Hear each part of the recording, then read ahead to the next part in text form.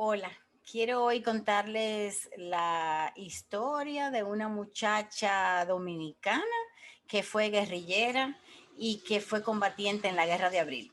Me refiero a Carmen Josefina Lora Iglesias, conocida por su apodo que es Piki. Piki Lora nació en Santiago en 1940, en época de la dictadura de Trujillo.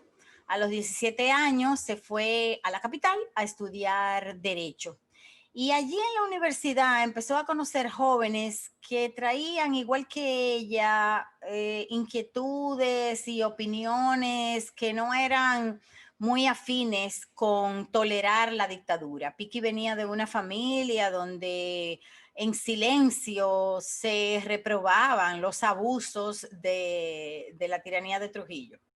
En 1959, en ese ambiente en que la gente padecía la falta de libertad, de repente un grupo de expedicionarios compuesto por dominicanos que vivían en el exilio, fuera, en otros países, y algunos extranjeros que les acompañaron, penetraron al territorio nacional por aire y por mar el 14 de junio de 1959 por Constanza, Maimón y Estero Hondo, con el plan de derrocar a Trujillo.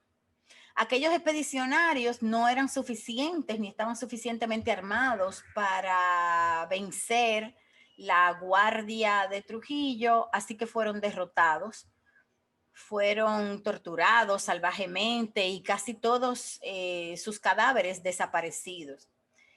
El régimen de Trujillo enseñó esto en la televisión y en la radio como para que la gente se asustara y viera lo que le pasaba a la gente que iba en contra del régimen. Pero esto, aunque asustó a mucha gente, a la mayoría, despertó en la juventud una sensación de que, caramba, si esos dominicanos que vivían en países donde tenían libertad y oportunidades de vivir bien, habían decidido dar su vida, o sea, arriesgar su vida en nombre de la libertad, ellos que estaban aquí en el país tenían que hacer algo. Y así es como nace el movimiento clandestino 14 de junio. Clandestino quiere decir oculto, secreto, y le pusieron el nombre de 14 de junio en homenaje a los valientes que vinieron en el 59 a derrocar la dictadura. Ese movimiento era liderado por Manolo Tavares y militaban hombres y mujeres. Tres de las mujeres, ustedes la conocen bien, que son las hermanas Mirabal, que precisamente por esa actividad conspirativa contra Trujillo son asesinadas el 25 de noviembre de 1960. Esto ya fue el colmo. Los propios amigos de Trujillo entonces decidieron acabar con la dictadura y el 30 de mayo del 61 lo ajustician y cae la dictadura. Entonces, los del 14 de junio que quedaban vivos y que estaban presos o escondidos, entonces salen a la luz y forman un movimiento político ya legales. Bosch había venido del exilio, era un dominicano que se encontraba también haciendo política en el exilio contra Trujillo. Bosch tenía mucha experiencia, fundó el Partido Revolucionario Dominicano, llega al país y gana las elecciones del 62.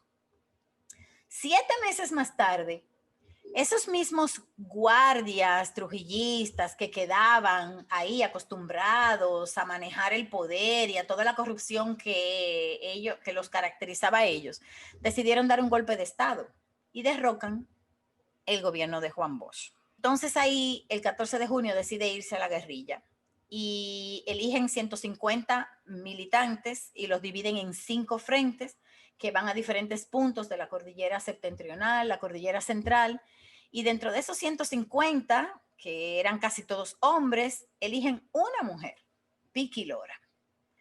Así que a Piki le toca el frente de San José de Ocoa y en diciembre del 63 todos los frentes son derrocados, son apresados y derrotados por la guardia de los golpistas, que era mayor, tenía más armamento y además tenía más experiencia.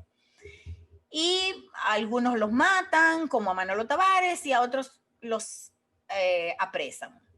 A Piki Lora no le pasó ninguna de las dos. Ella había llegado a su zona de guerrilla antes que sus compañeros y conocía mejor la zona y por eso ella se pudo escapar. Sin embargo, ella buscó un campesino en un punto bastante escondido del monte para que le contara lo que había pasado y el campesino le dijo que los guardias tenían prisionero a uno de sus compañeros que estaba herido de bala en un pie y que ellos sabían que había una mujer en la guerrilla y ellos decían que hasta que la mujer no apareciera, ellos no se iban.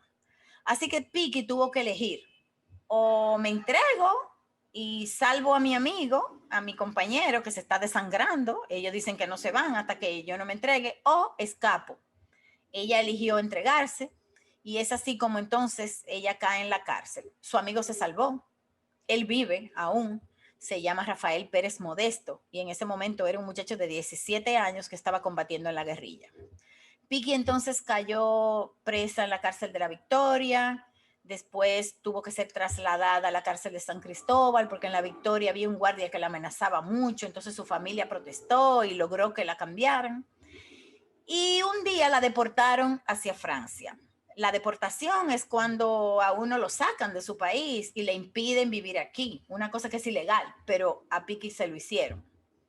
Estando en París, ella hizo contacto con el gobierno de Cuba, se fue a las montañas de Cuba, combatió junto con el ejército cubano y ahí se entrenó. Ahí ella aprendió a manejar muchos tipos de armas, tanto fusiles como pistolas, aprendió a manejar explosivos y, en fin, lo que se llama guerra de guerrillas.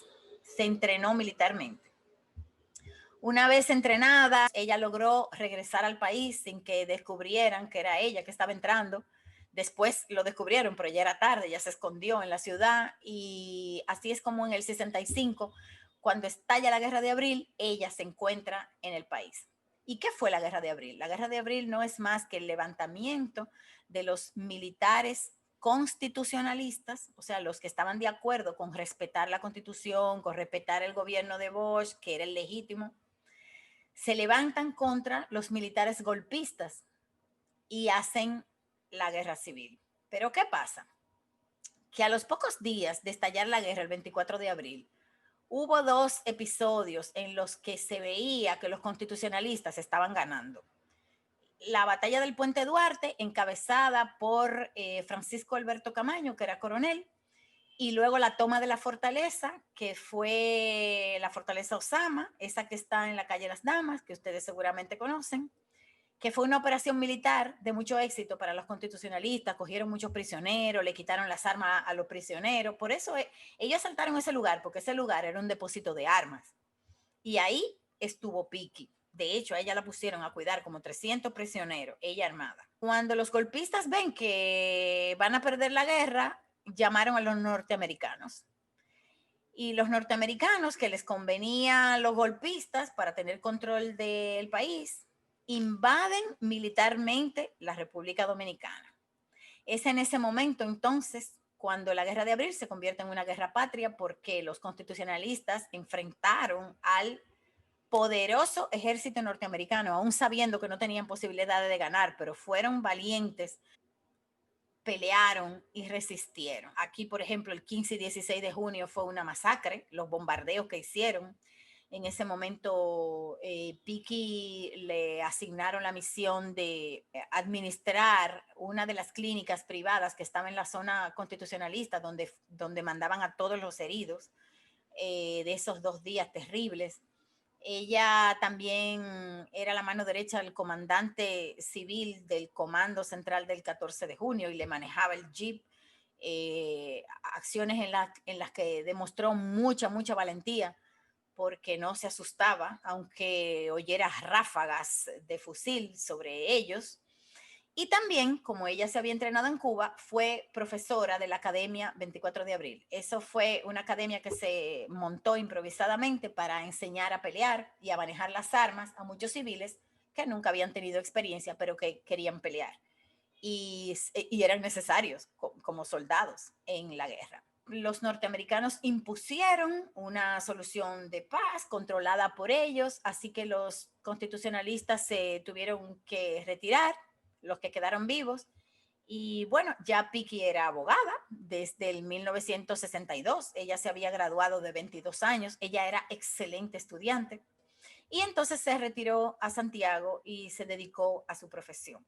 En su profesión ella fue muy destacada porque fue jueza del Tribunal Superior de Tierras, fue una funcionaria muy honesta y también fue abogada del Estado para defender la propiedad del Estado de Bahía de las Águilas. Seguramente ustedes habrán oído hablar de ese caso. Es un caso famoso en el que muchos políticos trataron de robarse un patrimonio del Estado y ella lo denunció, lo defendió e impidió que los ladrones se salieran con la suya. Murió a los 59 años de cáncer y gozó del respeto, y hoy su memoria sigue gozando del respeto a la gallardía que, como muchos otros constitucionalistas, mostró en la Guerra de Abril. Es la única mujer que participó como combatiente en una guerrilla en el siglo XX. Muchas gracias.